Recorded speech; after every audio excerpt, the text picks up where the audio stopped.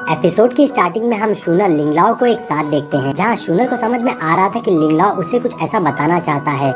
इसलिए शूनर लिंगलाओ से उस बारे में पूछती है, जिस पर लिंगलाओ बताने लगता है कि गामा एम्पायर में कुछ भी ठीक नहीं हो रहा है, वहाँ कुछ तो गड़बड़ है। इसलिए मैंने इन्वेस्टिगेट किया तो मुझे पता चला कि उनकी फोर्स को कम किया जा रहा है और उनके साथ यूनलैन जैंग का इम्पोर्टेंट रिलेशन नजर आ रहा है। अब ये सुनकर शूनर लिंगलाओ से पूछती है कि इसका मतलब है कि इन लोगों ने सन टेम्पल के बारे में यूनलैन जैंग क्लैन को बता चुका है, यानी यूनलैंग क्लैन गामा एम्पायर के ट्रैप में फंस जा रहा है। इस पर लिंगलाओ कहता है कि हाँ, पर इस बारे में यूनलैंग जैंग क्लैन के मास्टर को भी नहीं पता है कि वो गामा एम्पायर के साथ में कैसे रिलेशन शेयर कर रहे हैं और इन्हें उनसे कितना बड़ा खतरा होने वाला है। और अभी उन्हें ये भी नहीं पता है कि गामा एम्पायर उन्हें किस फायदे के लिए यूज कर रहा है और यूनलैंग जैंग क्लैन को मोहरा बना रहा है। यहाँ तक कि यूनलैंग जैंग क्लैन से मास्टर शियाव्यान का रिलेशन को भी कोई असर नहीं हो रहा है। मैंने इस बारे में उनसे बात की थी, लेकिन इससे कोई मतलब नहीं निकला।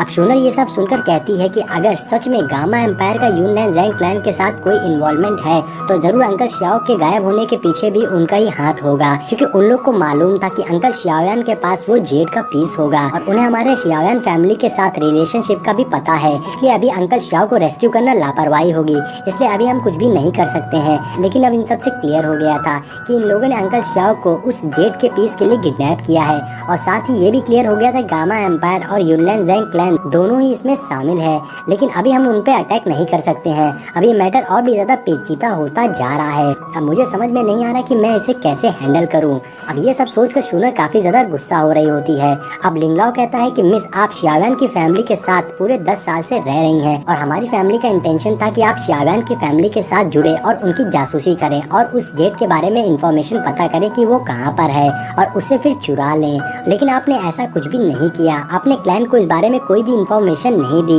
अब इस बात से हमारे क्लैन में बहुत से लोग आपके अगेंस्ट हो गए हैं, जो कि आपके खिलाफ आवाज उठा रहे हैं। अगर आपकी फैमिली और शियाव्यान की फैमिली ने एक बहुत ही पुरानी ब्लड कसम नहीं ली होती तो मुझे डर था कि आपकी फैमिली ने अब तक शियाव्यान की फैमिली के साथ कुछ बहुत ही गलत कर दिया होता।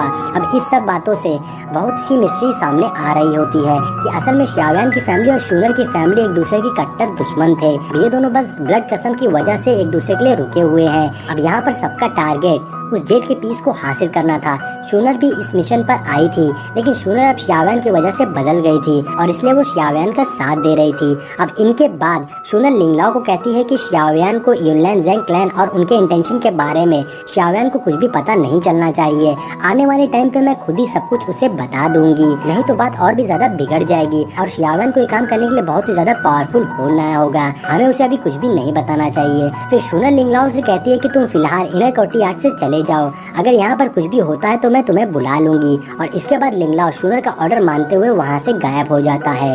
अब नेक्स्ट सीन में हम रात का सीन देखते हैं, जहाँ शियाव्यान को देखते हैं जो अपने रेसिडेंस के टेरेस पर बैठा होता है और चांद की तरफ देख रहा होता है। उसके पास में वो पीस होता है। अब शियाव्यान बहुत ही ज्यादा सैड था, क्योंकि उसे अपने फादर को याद कर रहा था और वो कह रहा था कि वो कहाँ पर होंगे। उससे उनकी बहुत याद आ रही थी। तभी शियाव्यान के पास शूनर आ जाती है, जिसके बाद शियाव्यान खड़ा हो जाता है तो शूनर शियाव्यान के हाथों में वो पीस देखती है, जिसे देखकर वो पूछती है कि तुम्हारे पास ये पीस कैसे आया। अब शूनर को शौक को देखकर शियाव्यान उससे पूछता है कि क्या तुम इसके बारे में जानती हो।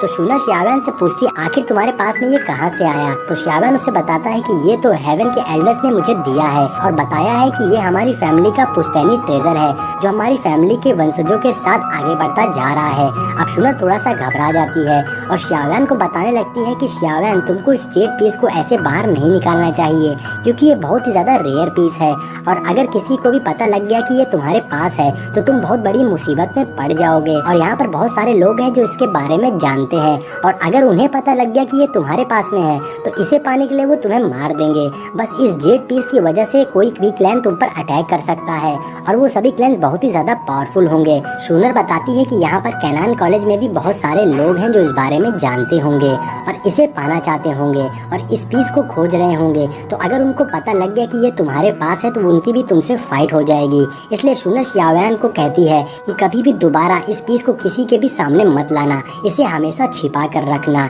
कोई भी तुमसे इसे ना ले पाए, ये जेड पीस तुम्हारे पास ही रहे। अब शियाव्यान ये सब बातें सुनकर काफी ज्यादा हैरान हो जाता है और बोलता है कि मुझे बिल्कुल भी नहीं पता था कि ये जेड पीस इतना ज्यादा रेयर है।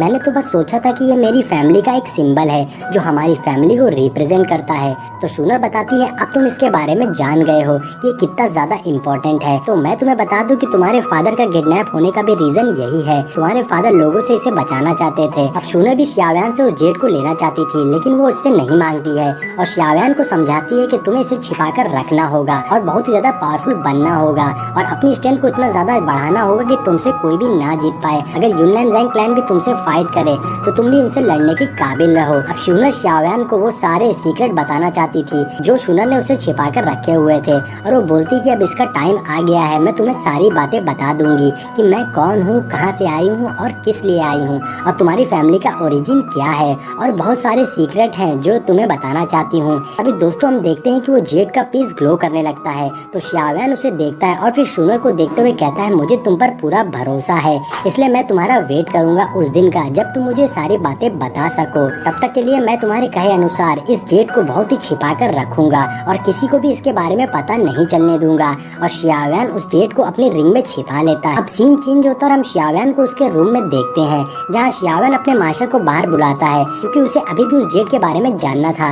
लेकिन मास्टर बाहर आते ही बताते हैं कि मैं जानता हूँ तुम बहुत कुछ जानना चाहते हो, लेकिन सच में मैं इस जेड के बारे में अभी नहीं जानता हूँ, मुझे भी इसके बारे में ज्यादा जानकारी नहीं है। मैं बस इतना जानता हूँ कि ये जेड टोशी एंशिएंट एम्परर का एक छोटा सा हिस्सा है जो अपने पीछे वो छोड़ गए थे, लेकिन इसकी पावर इतनी ज्यादा है कि इसे पाने के लिए मेनलैंड के लोग तुम पर अटैक कर सकते हैं और इसे छीन सकते हैं। अब xiaoyan समझ जाता है कि यही रीजन था कि शूनर मुझे इसे छिपाने को कह रही थी और किसी को दिखाने से रोकती है। अब मास्टर बताते हैं कि जेड आगे चल के तुम्हारे बहुत मदद कर सकता है, लेकिन अभी बस तुम्हें इसके मिस्ट्री के बारे में जानना होगा। अब xiaoyan बहुत ध्यान से उस जेड को देख रहा होता है। अब xiaoyan मास्टर को बोलता है कि मुझे अपनी स्ट्रेंथ को बहुत ज्यादा बढ़ाने के लिए स्काई बर्निंग टाउन में जाना होगा और प्रैक्टिस करनी होगी ताकि मैं अपनी पावर्स को बहुत ज्यादा बढ़ा सकूं और इससे मैं इस जेड को यूज कर सकूंगा।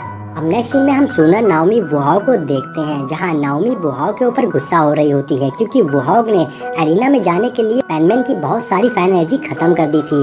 दरअसल वुहाओ अपने लेवल को बढ़ाने के लिए बहुत सारी फैन एनर्जी को यूज कर रहा था, इसलिए अब उनके पास ज्यादा फायर एनर्जी नहीं बची हुई थी।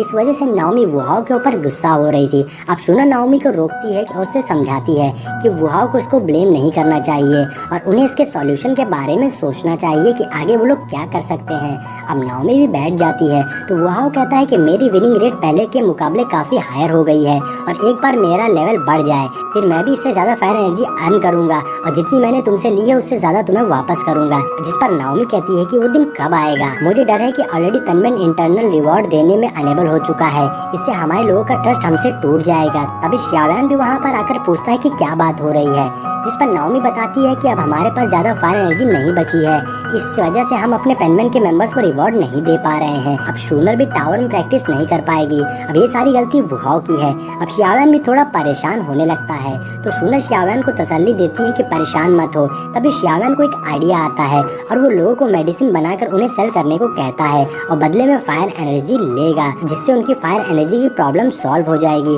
अब नेक्स्ट सीन में हम देखते हैं xiaoyan अपनी टीम के साथ मेडिसिन बनाने के लिए हर्ब इकट्ठा करने के लिए मार्केट जाता है और वहाँ वो लोग बहुत सारे हर्ब्स खरीद रहे होते हैं। मास्टर xiaoyan को आगे जाने को कहते हैं क्योंकि वहाँ पर उन्हें पता लग गया था कि कुछ अच्छा मिल सकता है, इसलिए xiaoyan तुरंत ही आगे जाता है जहाँ पर उसे एक बंदा दिखाई देता है जिसका नाम लिन होता है और उसे देखकर xiaoyan सोच रहा होता है कि इस बंदे में तो बहुत ही गुस्सा लग रहा है और इसकी स्ट्रेंथ भी बहुत ज्यादा लग रही है, जरूर ये 7 स्टार डाउलिंग स्टेज पे होगा। अब xiaoyan को उसके पास बहुत सारे 4 टाइल के मैजिक कोर्स दिखाई देती हैं जिससे वो बंदा बेच रहा था। अब उन सब चीजों के बीच में xiaoyan को शेंडाओ ओकी दिखाई देता है तो उसे देखकर मास्टर xiaoyan को बताते हैं कि ये अर्थ पेनेसिया को रिफाइन करने के काम आता है। अब ये सुनकर xiaoyan खुश होता है और कहता है हम तो बहुत ही लकी हैं कि हमें ये मिल गया। अब xiaoyan उसे उठाने चलता है लेकिन तभी लिन अपनी पावर्स को यूज करके अपने अंदर से